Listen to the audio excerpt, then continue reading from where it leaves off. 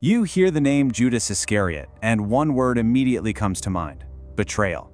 For 2,000 years, his story has been one of history's most haunting and honestly troubling mysteries.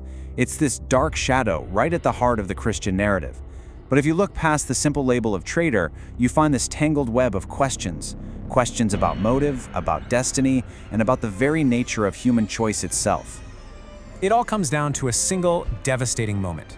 In the Garden of Gethsemane, a gesture that should mean affection becomes an act of absolute deception. That one kiss sets everything in motion. The arrest, the trial, the crucifixion of Jesus Christ. You could say it's the central crime scene of our investigation. And the evidence left behind? Well, people have been debating it for centuries. And this, right here, is the core question of his story. Was Judas just playing a part that was written for him ages ago? A necessary evil in some grand cosmic plan? Or did he, of his own free will, make a choice that sealed his own tragic fate?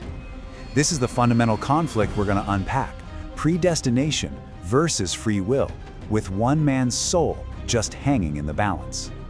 Okay, let's dive into this. We're going to start by building a profile of the man himself. Then, we'll follow the evidence and explore his possible motives. After that, we're going to tackle that central paradox: fate versus freedom, head on. Look at a theory that actually tries to bring both ideas together. And finally, we'll get into why this ancient story still matters so much today. So to really understand the crime, you have to understand the man. Who exactly was Judas Iscariot before he became the world's most infamous traitor? You know, what's so fascinating is that Judas wasn't some enemy agent who snuck into the group. No, he was an insider, one of the 12 men Jesus personally chose. He even had a position of trust as the group's treasurer, which suggests he was seen as pretty capable. But he was also an outsider. Notice how the others were all Galileans, from a more rural part of the country. Judas was from Judea, the political heart of the nation, a place just simmering with tension under Roman rule. That desire for a warrior king, a messiah who would overthrow the oppressors, that was in the very air he breathed. And that background leads us right to the critical question: why? I mean, what could possibly motivate a chosen apostle, a trusted friend, to commit such a monumental act of betrayal? The sources really point to three main theories. Was it just simple greed, plain and simple? Or was it a much more complex, misguided political calculation? Or was there something more sinister at play? A case of direct demonic influence taking over his will? Let's look at the evidence for each one. The greed motive is definitely the most straightforward. The Gospels are pretty clear that Judas was a thief who used to steal from the money bag, and he betrayed Jesus for just 30 pieces of silver. It's a tragically small amount, and the symbolism is just brutal. According to ancient law, that was the exact compensation price for the loss of a slave. This detail just paints a picture of a man whose love of money had completely warped his moral compass, valuing his master at the price of property. But what if the motive was way more complicated than just greed? Some historians suggest Judas might have been a zealot, a revolutionary, that he followed Jesus not for some spiritual kingdom, but for a physical one. I mean, imagine his frustration after 3 years of watching Jesus perform incredible miracles, but making zero moves to take political power. In this theory, the betrayal wasn't about the money at all. It was a desperate, high-stakes gamble to force Jesus' hand, to make him finally unleash his true power and start the revolution against Rome. Now, the third motive is supernatural. The Bible explicitly states that Satan entered into Judas. But this isn't necessarily a simple case of a good guy being hijacked. The sources suggest that Judas's own sinful passions, his greed, his political ambition, had already corrupted his heart. So in this view, his own choices created an opening, kind of like leaving a door unlocked, allowing a darker influence to take hold and push him toward that final, terrible act. And that brings us right to the core paradox of the whole story. Because no matter what the motive was Judas ultimately in control of his actions? The scriptures themselves seem to present conflicting evidence, creating this theological puzzle that's lasted for millennia. So let's look at the case files for both sides. This is where it gets so tricky. On one hand, you have verses that seem to lock Judas into his role. Jesus calls him the son of destruction, whose loss was necessary to fulfill Scripture. There were even ancient prophecies that foretold a friend's betrayal. But then, on the other hand, Jesus pronounces woe upon him, which heavily implies moral responsibility. And Judas's own agonizing regret, throwing the money back, that suggests he was painfully aware of the choice he had made.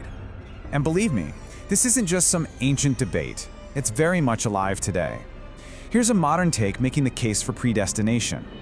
The logic is pretty simple. If the crucifixion was a divinely planned event, then the betrayal that kicked it all off must have also been divinely planned. You can't have one without the other. But here's the counterargument, and it all hinges on a really crucial distinction. Just because God knows what's going to happen, it doesn't mean he causes it to happen. The argument here is that foreknowledge doesn't cancel out free will. God knew what Judas would choose, but the choice itself was still Judas's to make. This analogy from another Reddit user just explains the difference beautifully. Think of God's foreknowledge like a perfect barometer.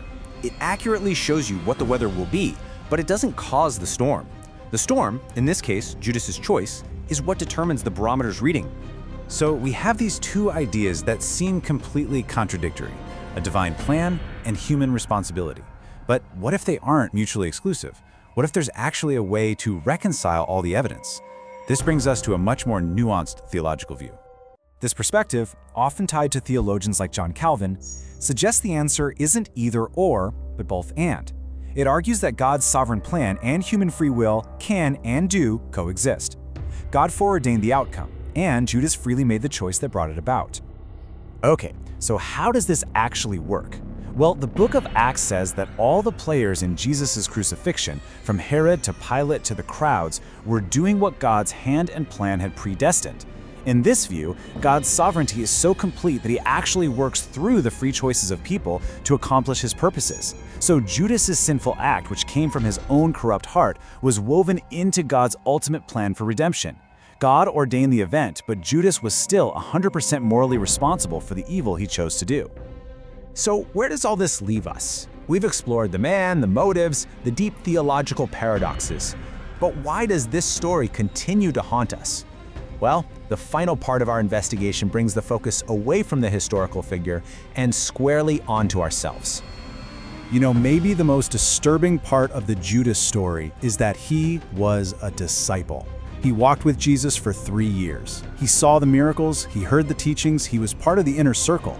The frightening truth is that betrayal came not from an enemy on the outside, but from a trusted friend on the inside.